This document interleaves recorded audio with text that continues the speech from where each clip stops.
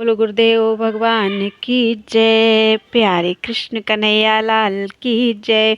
श्रीमद् देवी भागवत महापुराण प्रथम खंड का चतुर्थ स्कंध चल रहा है। 20 अध्याय हो चुके हैं, आज 21वें अध्याय से। अथ एकविंशो अध्याय। देवकी के प्रथम पुत्र का जन्म, वसुदेव द्वारा प्रतिज्ञानुसार उसे कंस को अर्पित करना और कंस द्वारा उस नवजात शिशु का वध। व्यास जी बोले, हे राजन, इसके बाद समय आने पर देव स्वरूपिणी देवकी ने वसुदेव के संयोग से विधिवत गर्भ धारण किया। 10वां माह पूर्ण होने पर जब देवकी ने अत्यंत रूप संपन्न तथा सुडौल अंगों वाले अति उत्तम प्रथम पुत्र को जन्म दिया, तब सत्य प्रतिज्ञा से बंधे हुए महाभाग वसुदेव ने होनहार से विवश होकर देव माता देवकी से कहा, हे सुंदरी, अपने सभी पुत्र कंस को अर्पित कर देने की मेरी प्रतिज्ञा को तुम भली भांति जानती हो। हे महाभागे, उस समय इसी प्रतिज्ञा के द्वारा मैंने तुम्हें कंस से मुक्त कराया था। अतएव हे सुंदर केशोवाली, मैं यह पुत्र तुम्हारे चचेरे भाई कंस को अर्पित कर दे रहा हूँ। जब दुष्ट कंस अथवा प्रारब्ध विनाश के लिए उद्यत ही है तो तुम कर ही क्या सकोगे। अद्भुत कर्मों का परिणाम आत्मज्ञान से रहित प्राणियों के लिए दुर्गेय होता है। काल के पास में बंधे हुए समस्त जीवों को अपने द्वारा किए गए शुभ अथवा अशुभ कर्मों का फल निश्चित रूप से भोगना ही पड़ता है। प्रत्येक जीव का प्रारब्ध निश्चित रूप से विधि के द्वारा ही निर्मित है। देवकी बोली, हे स्वामिन, मनुष्यों को अपने पूर्व जन्म में किए गए कर्मों का फल अवश्य भोगना पड़ता है, किंतु क्या तीर्थाटन, तपश्चरण एवं दानादि से वह कर्म फल नष्ट नहीं हो सकता। हे महाराज, पूर्व अर्जित पापों के विनाश के लिए महात्माओं ने धर्मशास्त्रों में नाना विध प्रायश्चित के विधान का उल्लेख किया है। ब्रह्म हत्या करने वाला, स्वर्ण का हरण करने वाला, सुरापान करने वाला तथा गुरु पत्नी के साथ व्यभिचार करने वाला महापापी भी 12 वर्षों तक व्रत का अनुष्ठान कर लेने पर शुद्ध हो जाता है। हे अनघ, उसी प्रकार मनु आदि के द्वारा उपदिष्ट प्रायश्चित का विधान पूर्वक अनुष्ठान करके मनुष्य क्या पाप से मुक्त नहीं हो जाता। यदि प्रायश्चित विधान के द्वारा पाप से मुक्ति नहीं मिलती है तो क्या याज्ञवल्क्य आदि धर्मशास्त्र प्रणेता तत्वदर्शी मुनियों के वचन निरर्थक हो जाएंगे। हे स्वामिन, होनी होकर ही रहती है। यदि यह निश्चित है तब तो सभी आयुर्वेद एवं सभी मंत्र शास्त्र झूठे सिद्ध हो जाएंगे और इस प्रकार भाग्य लेख के समक्ष सभी उद्यम अर्थहीन हो जाएंगे। जो होना है वह अवश्य घटित होता है। यदि यही सत्य है तो सत्कर्मों की ओर प्रवृत्त होना व्यर्थ हो जाएगा और अग्निष्टोम आदि स्वर्ग प्राप्ति के साथ सम्मत साधन भी निरर्थक हो जाएंगे। जब वेद शास्त्र आदि के उपदेश ही व्यर्थ हो गए, तब उन प्रमाणों को झूठा हो जाने पर क्या धर्म का समूल नाश नहीं हो जाएगा। उद्यम करने पर सिद्धि की प्रत्यक्ष प्राप्ति हो जाती है। अतएव अपने मन में भली भांति सोच करके कोई ऐसा उपाय कीजिए जिससे मेरा यह बालक पुत्र बच जाए। किसी के कल्याण की इच्छा से यदि झूठ बोल दिया जाए तो इसमें किसी प्रकार का दोष नहीं होता, ऐसा विद्वान लोग कहते हैं। वसुदेव बोले, हे महाभागे, सुनो, मैं तुमसे यह सत्य कह रहा हूँ। मनुष्य को उद्यम करना चाहिए, उसका फल दैव के अधीन रहता है। प्राचीन तत्ववेत्ताओं ने इस संसार में प्राणियों के 3 प्रकार के कर्म पुराणों तथा शास्त्रों में बताए हैं। हे सुमध्य में, संचित, प्रारब्ध और वर्तमान, ये 3 प्रकार के कर्म देहधारियों के होते हैं। हे सुजघने, प्राणियों द्वारा संपादित जो भी शुभ अशुभ कर्म होते हैं वे बीज का रूप धारण कर लेते हैं और अनेक जन्मों के उपार्जित वे कर्म समय पाकर फल देने के लिए उपस्थित हो जाते हैं। जीव अपना पूर्व शरीर छोड़कर अपने द्वारा किए गए कर्मों के अधीन होकर स्वर्ग अथवा नरक में जाता है। सुकर्म करने वाला जीव दिव्य शरीर प्राप्त करके स्वर्ग में नानाविध सुखों का उपभोग करता है तथा दुष्कर्म करने वाला विषय भोगजन्य यातना देह प्राप्त करके नरक में अनेक प्रकार के कष्ट भोगता है।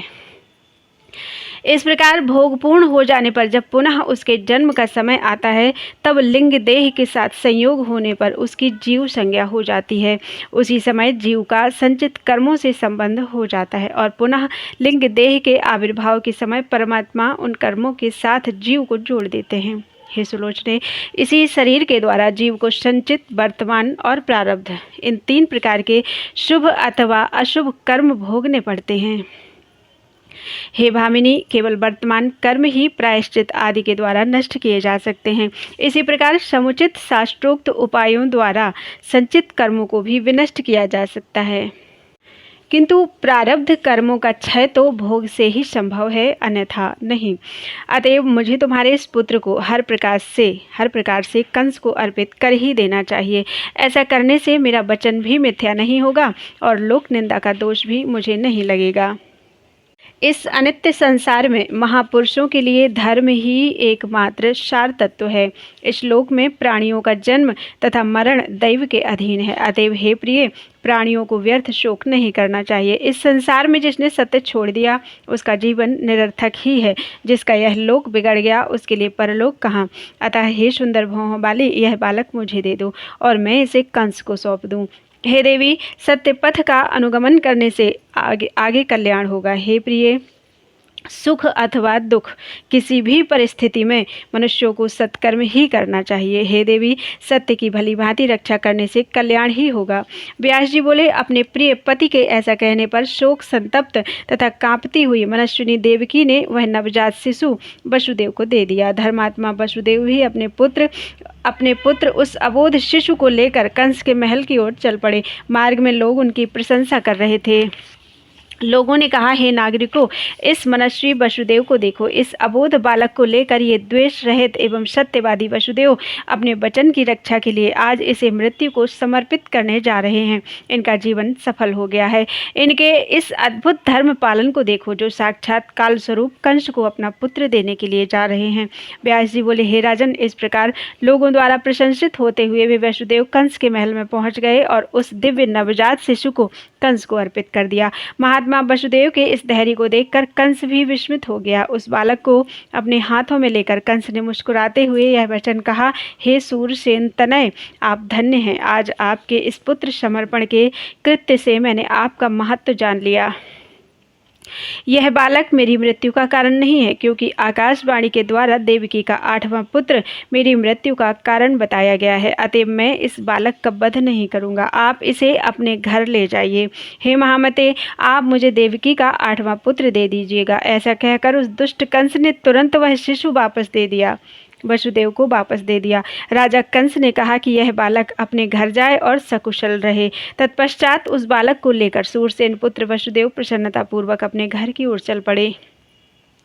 इसके बाद कंस ने भी अपने मंत्रियों से कहा कि मैं इस शिशु की व्यर्थ की हत्या क्यों करता, क्योंकि मेरी मृत्यु तो देवकी के 8वें पुत्र से कही गई है।